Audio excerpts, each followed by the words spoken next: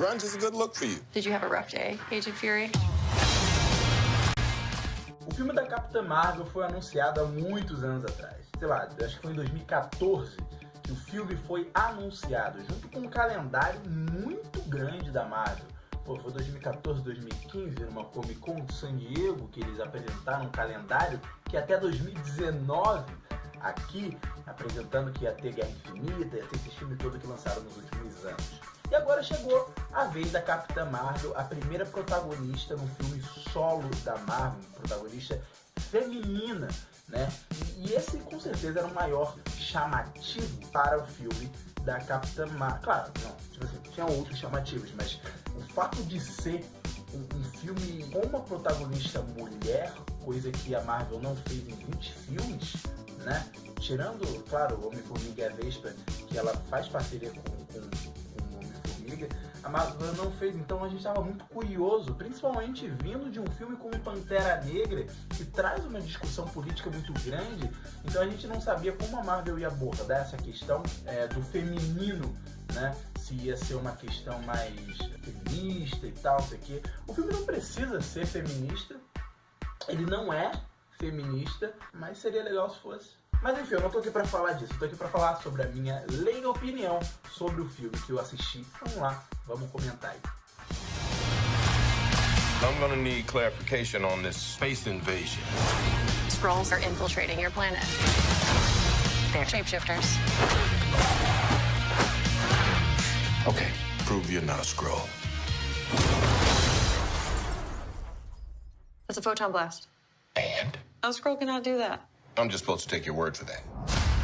Capitã Marvel tinha algumas pequenas missões pra resolver nesse filme dela, porque esse é o filme que antecede ao Vingadores Ultimato. Algumas dessas missões são, primeiro, apresentar a Capitã Marvel, contar a origem, não necessariamente contar a origem dela, mas apresentar ela ao público, já que ela não é uma personagem tão conhecida do público geral, ela nunca tinha sido mencionada até a última cena pós-crédito de Guerra Infinita e ninguém sabia, na real, quem era essa mulher no cinema. Então, Marvel precisava apresentar ela. A Marvel também precisava explicar o porquê que ela não apareceu em 20 anos, já que o filme é ambientado nos anos 90. E por último, o filme precisava responder algumas questõezinhas básicas do universo Marvel, já que trazia outros personagens como Nick Fury e o Phil Coulson, agente Coulson da SHIELD. Marvel precisava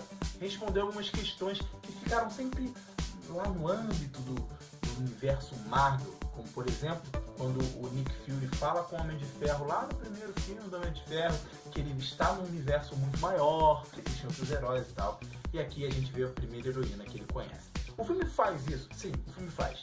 Talvez não da melhor forma, mas ele faz. Eu só não fiquei decepcionado com o filme porque eu não esperava grandes coisas.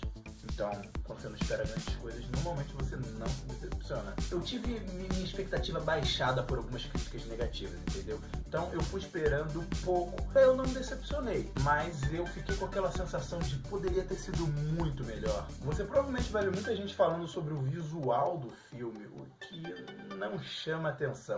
E justamente por não chamar atenção, incomoda. Pensa nos outros filmes da Marvel, cara, sei lá, Pantera Negra, Guardiões da Galáxia, o próprio Vingadores 1, o Guerra Infinita, sabe? São filmes com identidade visual, Thor Ragnarok, são filmes que você bate o olho, você tem uma harmonia, é bonito de se ver, a Marvel é colorida e foda-se, ela é colorida.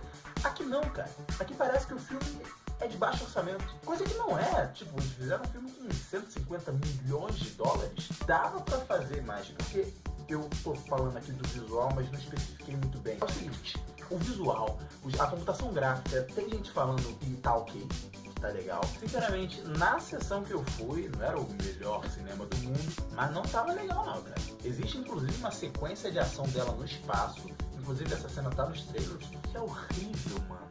Visualmente não é legal. A forma como ela é apresentada, os poderes dela, não precisa explicar que é um gosto pessoal, né? Até porque eu tô dando a minha opinião pessoal. Mas enfim, opinião é pessoal. Eu não gostei da forma como os poderes dela foram mostrados no filme. Eu acho que poderia ter sido mais legal. As cenas de ação, inclusive, não são legais. São até, tipo, tem perseguição em cima do trem, tem perseguição em nave, tem tiroteio, tem várias disputas físicas da Capitã Marvel com outros soldados, mas muitas vezes as cenas são muito escuras, e é aquele tipo de escuridão que não é pra deixar o filme dark, não. É aquele tipo de escuridão que você percebe que é pra esconder a computação gráfica ruim. Então, é isso que acontece muito aqui. O filme é praticamente todo à noite. E quando não é à noite, está numa nave que a iluminação não funciona. Mas o filme tem seus lados positivos. Por exemplo, o filme aproveita que está ambientado nos anos 90, no meio dos anos 90, para trazer alguns toques de humor que está muito na dose esse filme. Não exagera em nenhum momento. Ele é bem sério na maioria do tempo, mas ele traz algumas piadas com a tecnologia daquele tempo. Muita gente mais velha vai reconhecer